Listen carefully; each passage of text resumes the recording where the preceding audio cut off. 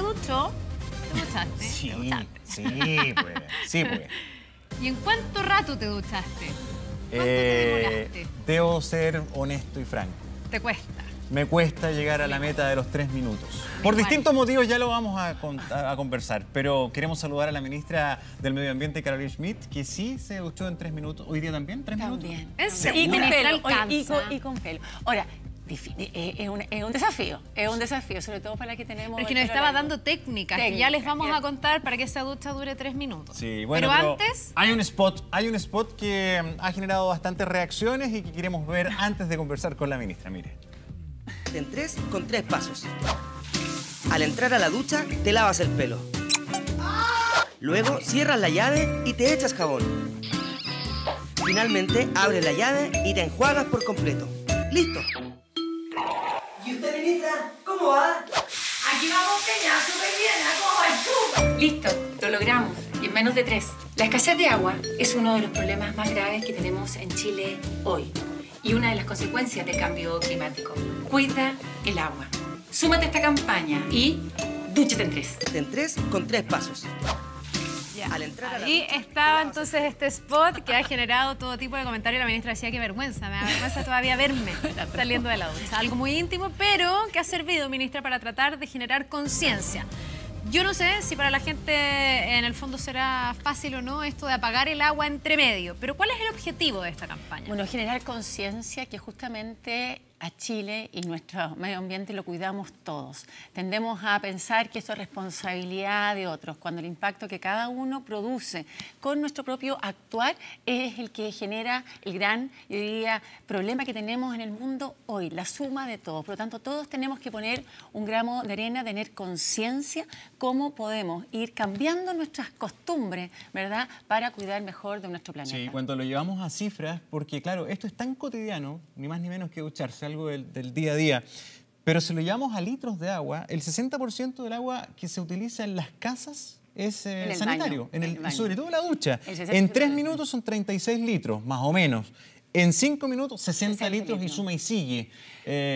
Uno no tiene noción. Fíjate que es tan notable. Y sabe que que, perdón, conversábamos una cosa fuera de cámara, que cuánto nos demoramos en esperar que el agua se caliente. Y muchas veces pasan esos 3 minutos solo en que el agua se caliente. El agua. Bueno, yo creo que la gran gracia, ¿verdad?, de esta campaña es nuevamente esta generación de conciencia. Como decíamos, nosotros tenemos gran parte del consumo, lo hacemos en el baño, el 60%, y es en la ducha, que además es algo que hacemos todos los días. Y es bien importante cuando uno mira las cifras, porque señalan que incluso el día de Navidad, en que la mayoría nos duchamos 2 veces, nos duchamos en la mañana, pero además nos duchamos antes que llegue el viejito pascuero. Claro, que llegue el viejito pascuero para limpio. El consumo de agua se dispara y uno de los días que tiene mayor consumo. Es bien notable porque uno no pensaría el impacto que tiene una cosa tan cotidiana como la ducha. Y nosotros no tenemos esta conciencia. Nacimos en una época en que uno echaba a correr, yo por lo menos echaba a correr el agua, mientras uno esperaba, ¿verdad?, esto que se caliente, después uno entra, canta una cancioncita u otra cosa, etcétera, piensa lo que va a ser el día, hasta que de repente siempre pasaba que un papá gritaba, ya pues, para la ducha, o si no tiene hermano, era porque había que compartirla con alguien. Pero no tienes conciencia de lo que pasaba con el agua.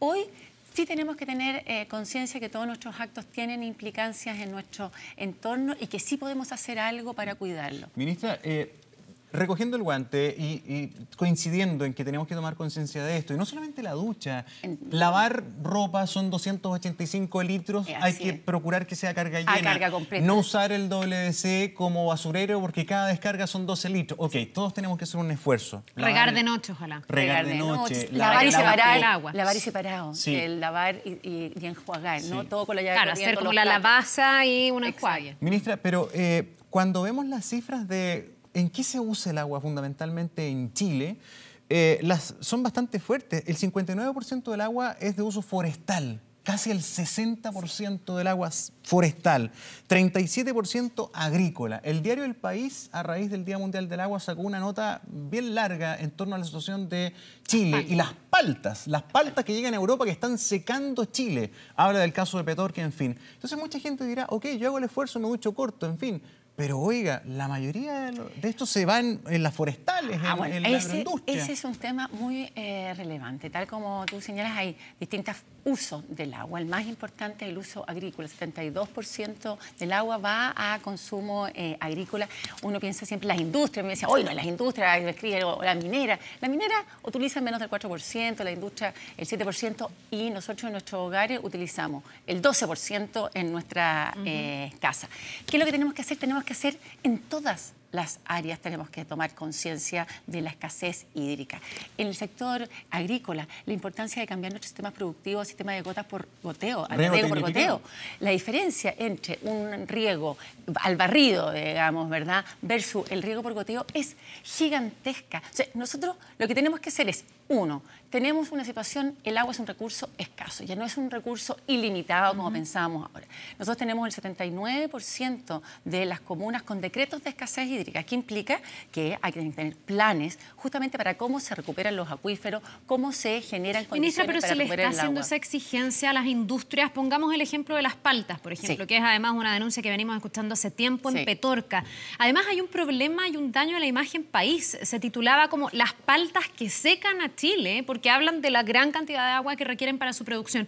¿Qué exigencias, por ejemplo, reales se le están haciendo a ese sector productivo? Bueno, nuevamente, ¿O depende de la buena voluntad? Aquí tenemos que tener conciencia y no echar la culpa a un solo sector. No, lo estamos poniendo como ejemplo. Tenemos claridad, nuevamente, que tenemos un tema. Llevamos casi 10 años de sequía, 10 años de sequía. Y por lo tanto, en sectores que nos están cambiando y estamos sufriendo cambios de temperatura importantes. Veíamos recién el estudio de cómo hasta 2 grados la temperatura de una ciudad y lo que implica también en la escasez de agua. Entonces, de repente decirle, en el sector de Petorca, todo es culpa de los paltos, nuevamente, eso creo que es algo que no podemos señalar. Tenemos sequía y tenemos escasez hídrica, como te decía, en la mayoría de las comunas de nuestro país y por lo tanto tenemos que hacer esfuerzo en todo. Y lo que implica es, en los planes de escasez y los decretos de escasez hídrica de las comunas, uno tiene que ir cuenca por cuenca viendo cuál es la situación y cómo se recuperan esas cuencas. Y tiene que ver con cambios tecnológicos que tenemos que ver, revisión de los derechos de agua porque han disminuido el cauce de los ríos en más de un 3%. Eso implica que los derechos de agua que se entregaron en un momento ya no se pueden mantener. Ministra, si disminuye el cauce de los ríos. O sea, ya, todo eso es lo que se tiene que revisar. Uno no puede solamente señalar, oye, un artículo, un producto, sino que revisar las cuecas completas. Perdone que la con interrumpa, planes pero completos. usted habla de los derechos de agua, que debe ser de las cosas más polémicas. De hecho, en ese mismo reportaje, ¿cuántas veces lo hemos hablado? Chile es de los pocos países que tiene completamente privatizado este elemento que es vital. Como ejemplo, el único país que tiene un sistema privado de Y lo agua. marca como un simbolismo ya de un neoliberalismo absolutamente desatado. ¿Para usted se debería revisar? ¿Es sostenible que haya derechos privados sobre la gestión, finalmente, que es un gran tema? Bueno, en cuanto al agua? justamente se está discutiendo ahora en el Congreso la revisión del Código de Aguas.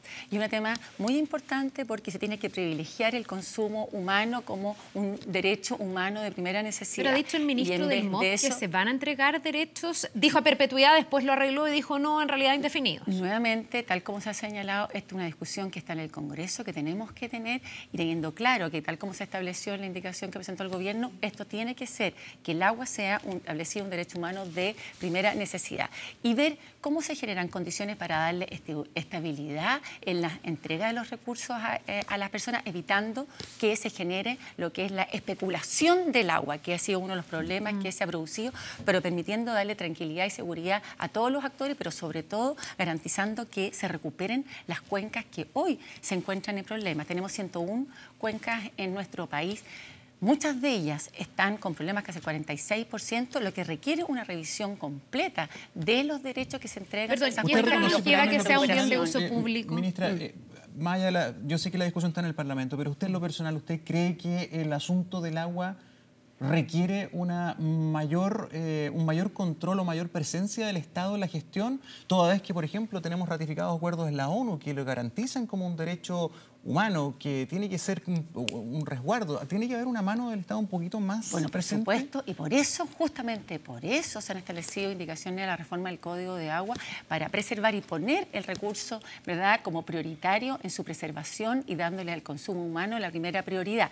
Y creo que es muy importante señalar terminar en este aspecto, que la revisión tiene que ser también protegiendo y cuidando aquellos elementos que son claves para la contención del agua. Por ejemplo, los humedales. Por eso el presidente Piñera lo primero que hizo fue establecer el Plan Nacional de Protección de Humedales. Por eso estamos tramitando el proyecto para tener todos los humedales urbanos protegidos. Tenemos que avanzar y estamos sacando adelante el proyecto de diversidad y áreas protegidas que te permite proteger zonas que son fundamentales para garantizar el recurso acuífero.